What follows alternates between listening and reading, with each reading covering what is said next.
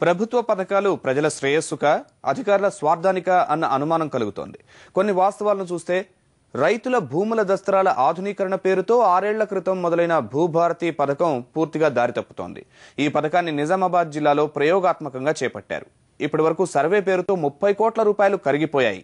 కానీ పని జరగలేదని సహా చట్టం ద్వారా బయటపడింది.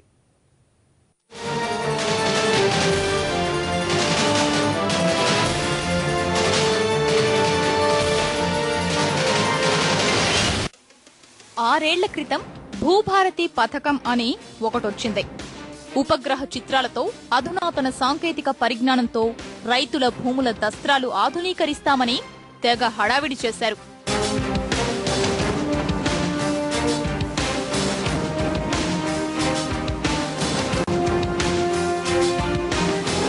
ప్రయోగాత్మకంగా నిజామాబాద్ జిల్లాలో తొలి సర్వేక్షణ నిర్వహించాలని ప్రభుత్వం తలచింది.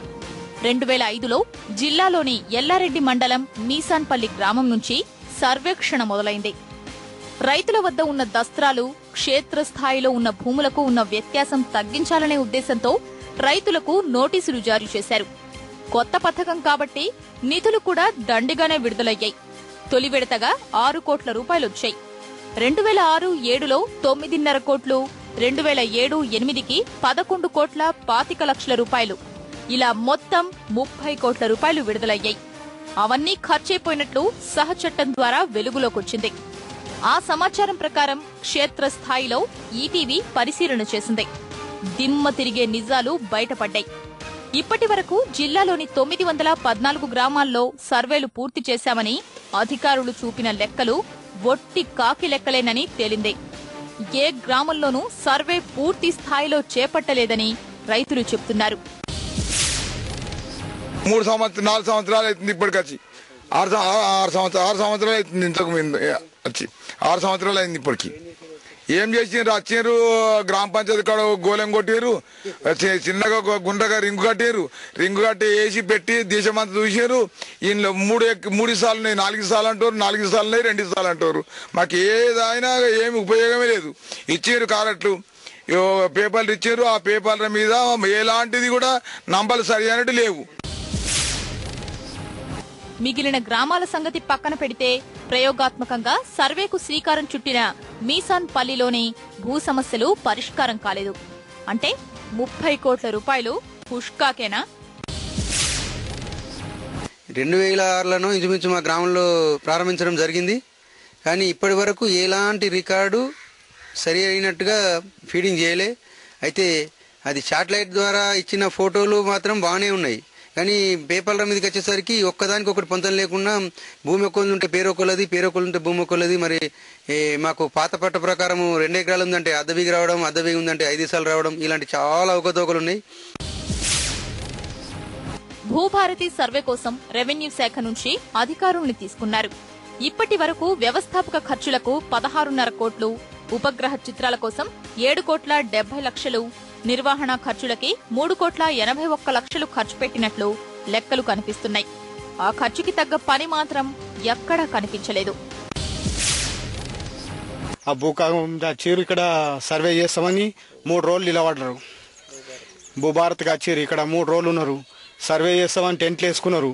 3 రోజులు అంగం తినుకుంటే ఇక్కడనే ఉన్నారు. సార్ అంతా ఎక్కడ పోయినా న్యాప్ తీస్తే మరి అక్కడ నంబర్ రాదు, అక్కడ సర్వే చూపించారు. మాకున్నది 3 ఎకరాలు. 3 ఎకరాలకు ఎకరా 5 సార్లు చూపించారు సార్.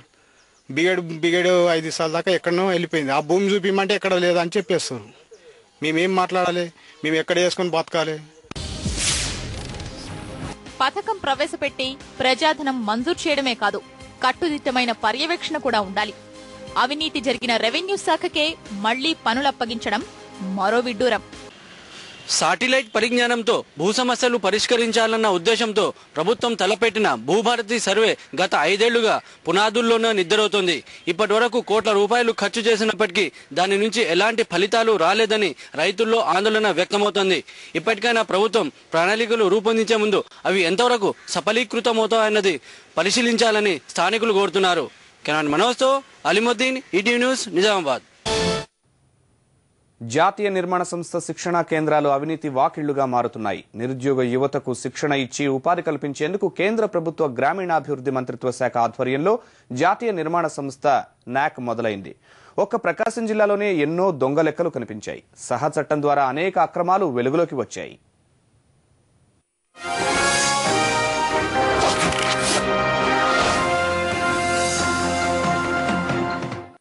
ఉపాధి వృత్తి శిక్షణతో యువతకు ఓ దారి చూపించాల్సిన జాతీయ నిర్మాణ సంస్థ న్యాక్ అక్రమార్కులకు ఆదాయ వనరుగా మారింది.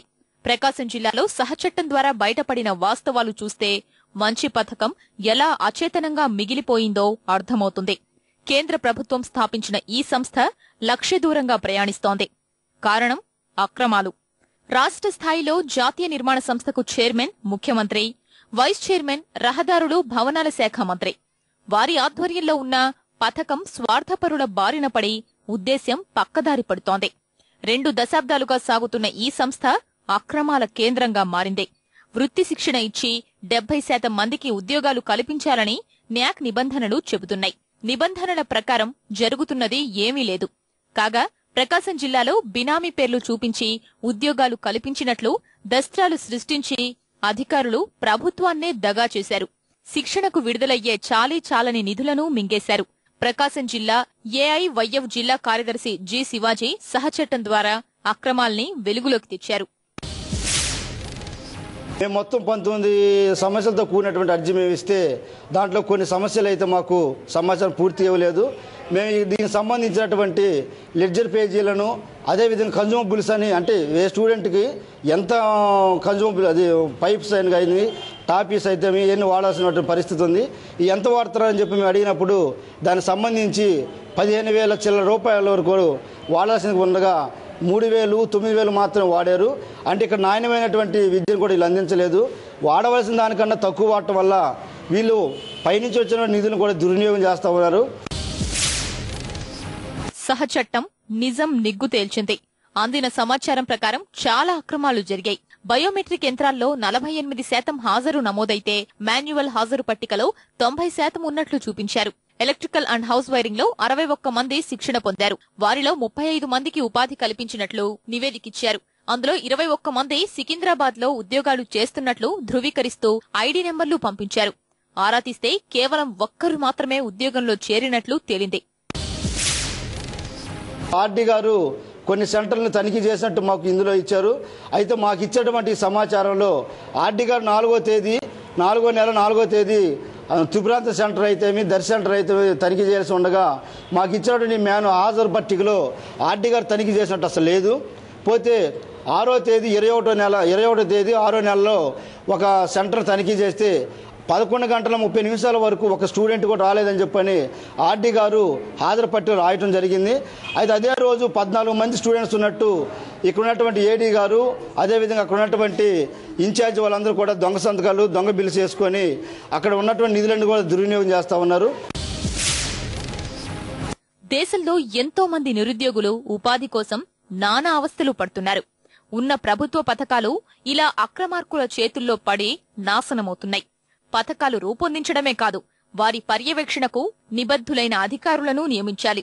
ప్రభుత్వం రూపొందించిన సంక్షేమ, యువ, ఉపాధి హామీ పథకాలన్నీ అవినీతి ఉచ్చులో చిక్కుకుని గిలగిలలాడుతున్నాయి. పరిస్థితి ఇలా ఉంటే నిరుద్యోగిత ఎలా తగ్గుతుంది?